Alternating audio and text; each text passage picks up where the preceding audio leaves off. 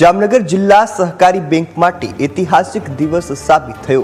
બેંકના નવા હેડક્વાર્ટર સહકાર ભવનનું ભવ્ય લોકાર્પણ કેન્દ્રીય ગૃહ અને સહકાર મંત્રી અમિત શાહના હસ્તે વર્ચ્યુઅલી કરવામાં આવ્યું।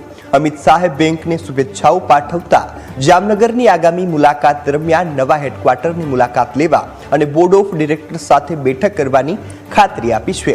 કાર્યક્રમમાં મુખ્યમંત્રી ભૂપેન્દ્ર પટેલ પણ વર્ચ્યુઅલી જોડાયા હતા, જ્યારે કેબિનેટ મંત્રી અર્જુન મોઢવાડિયા અને રાજ્યમંત્રી રેવાબા જાડેજા પણ ખાસ ઉપસ્થિત રહ્યા હતા। નવી ઇમારતમાં ખેડૂતો, સભાસદો અને ગ્રાહકો માટે આધુનિક સુવિધાઓ ઉપલબ્ધ કરાવવામાં આવી છે, જેમાં એસી રૂમ, ઓછા ભાવે સ્વાસ્થિક ભોજન, કેન્ટીન, વિશાળ લોકર રૂમ, આધુનિક કોન્ફરન્સ હોલ તેમજ કર્મચારીઓ માટે સુસજ્જ કાર્ય વ્યવસ્થાનો સમાવેશ થાય છે।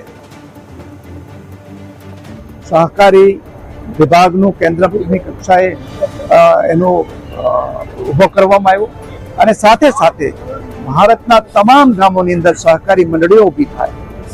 દરેક શહેરની અંદર 2 લાખની વસ્તી દીઠ એક અર્બન બેંક ઊભી થાય અને દરેક જિલ્લાની અંદર બેંકો પણ અસ્તિત્વમાં આવે। એ પ્રકારે સહકારથી સમૃદ્ધિનું જે સંકલ્પ આપ્યો છે, એને કારણે આવનારા દિવસોની અંદર દરેક નાગરિક સહકારી ભાવનાથી કામ કરીને સહકારના માધ્યમથી સમૃદ્ધ થાય એવો પ્રયાસ છે। અને 5000 જેટલા એની અંદર એના જે આપણે લોકર કહે 5000 જેટલા લોકર રહેશે। પૈસા રાખવા માટે સ્ટ્રોંગ પૂલ રૂમ પણ બનાવેલો છે। બધી વ્યવસ્થા સાથેનું આ બિલ્ડિંગ